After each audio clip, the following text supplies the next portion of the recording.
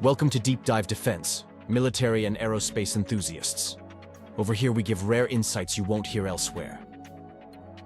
Today's topic is an Iranian combat drone based on the RQ-170, the Shahed-181. The workhorse and probably most built drone of that family. You can skip to minute 450 if you already know the story of how Iran got its hand on it. In late 2011, Iran succeeded in capturing one of the most advanced drones of its time, the US RQ-170 Sentinel, to the surprise of the world.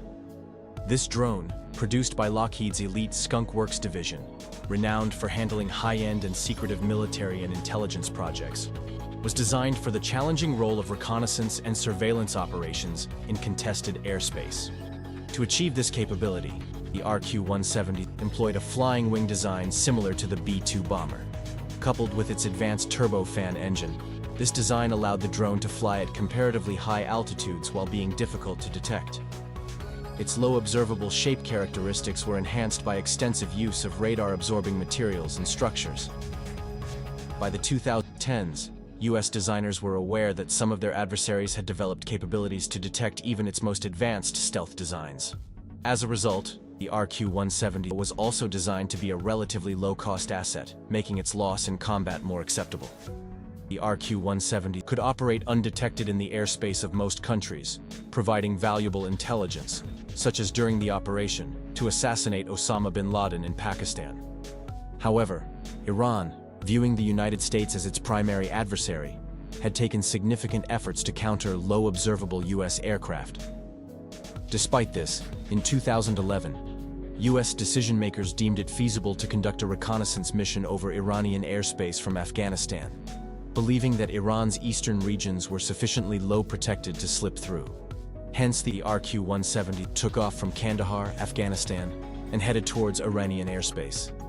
As a global superpower, the United States utilized space-based electronic intelligence, ELINT, to detect radar emissions and locate ground radar positions and observe activity. Additionally, assets like the RQ-4 Global Hawk provided airborne ELINT and standoff synthetic aperture radar data of ground activity. These tools gave US planners a detailed electronic order of battle and confidence that Iran lacked the necessary radar coverage in the region where the RQ-170 would intrude. Even if Iran could detect the RQ-170, it was believed that they lacked an air defense system within range and capable of successfully engaging the high-flying, low-radar cross-section drone. The precise details of how Iran managed to capture the RQ-170 nearly intact remain unclear. However, the most plausible scenario involves Iranian sensors detecting previous RQ-170 activity near or inside its airspace and setting an ambush.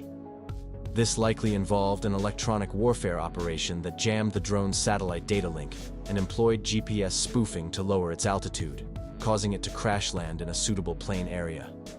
This successful operation provided Iran with access to the then state-of-the-art RQ-170 made by the Lockheed Martin's Skunk Works division.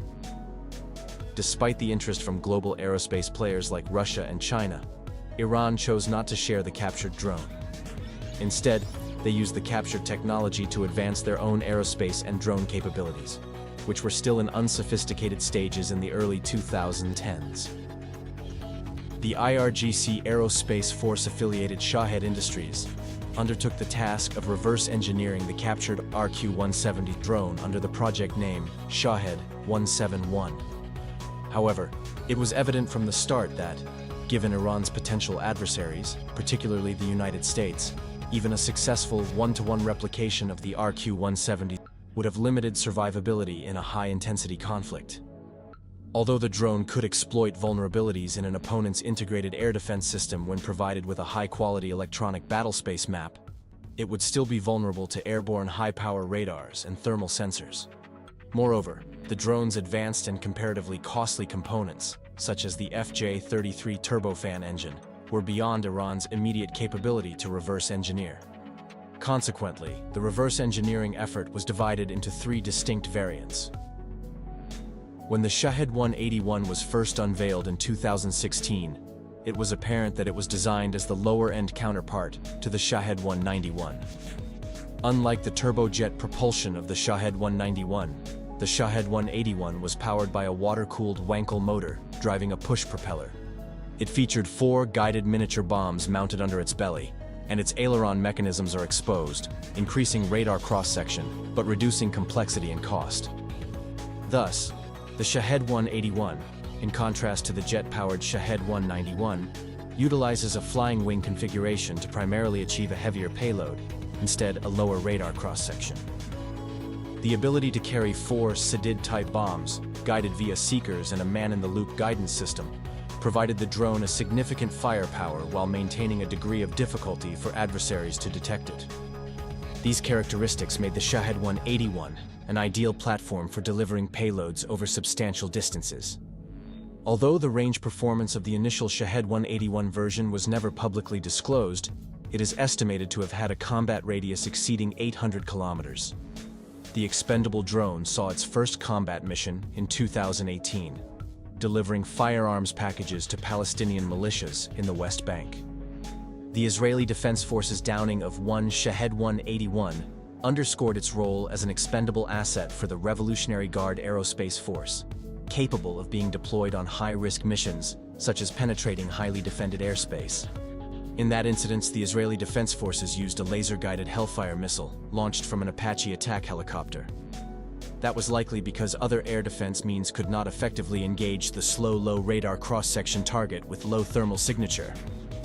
In the same year, 2018, the Shahed-181 was also used to strike ISIS targets in eastern Syria in retaliation for terrorist attacks within Iran.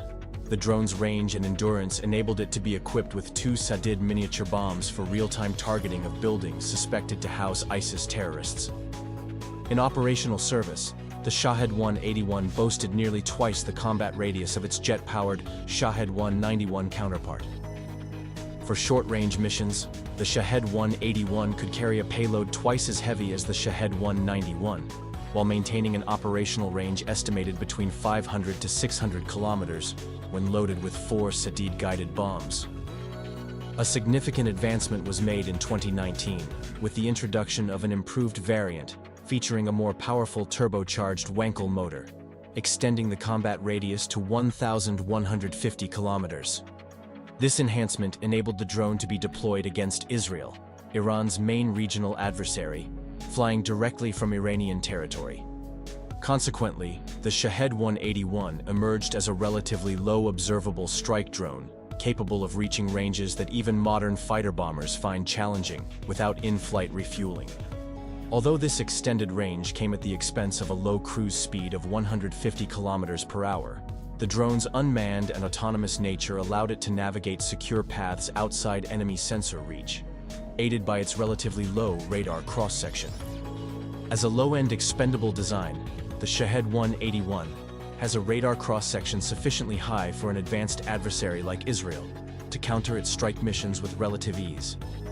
But yet, the low signature enables it to survive to long cruise over less defensed regional airspace. However, in the later phases of a prolonged conflict, adversary capabilities might degrade enough for lower-tier assets, like the Shahed-181, to be used effectively. This autonomous system, equipped with data link capabilities, would primarily rely on autopilot for most of its flight. To support its autonomous navigation for up to 13 hours, the Shahed-181 requires a robust navigation system. It employs a 4-antenna CRPA system to harden satellite navigation against jamming and spoofing. This system can identify the directions of jamming sources and adjust the array to only receive true satellite signals by nulling the jamming direction. The necessity of such satellite navigation hardening was highlighted during Iran's 2024 strikes on Israel, where intensive jamming and spoofing of satellite navigation signals were prevalent. The Shahed-181, like many other drones in the Shahed family, featured a unique launch method via an accelerating truck. Once the drone reached sufficient speed, it would detach from the truck and start to fly under its own power. This concept optimized the propulsion system, as the highest thrust is only needed during takeoff, allowing the drone to perform its cruise with a propulsion system designed for maximum operational efficiency. This approach also eliminates the need for a landing gear, reducing weight and space, as the drone can use parachute recovery or land on skids.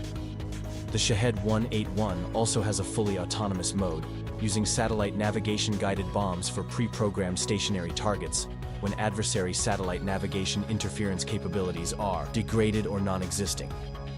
The Shahed-181 is capable of both prolonged loitering above the front line for close air support, as well as long-range strikes. For long-range missions, it ideally relies on intermediary drones, such as the Syad, equipped with airborne relay payloads to extend its communication range. Alternatively, operators can establish a link close to the strike area. Due to its capabilities as a payload delivery platform, combined with its range and relatively low detectability, the Shahed-181 quickly became one of the most popular strike drones in the IRGC Aerospace Force. The Shahed-181 got improved to the redesigned Shahed-186, which integrates elements of the Shahed-191 into the platform.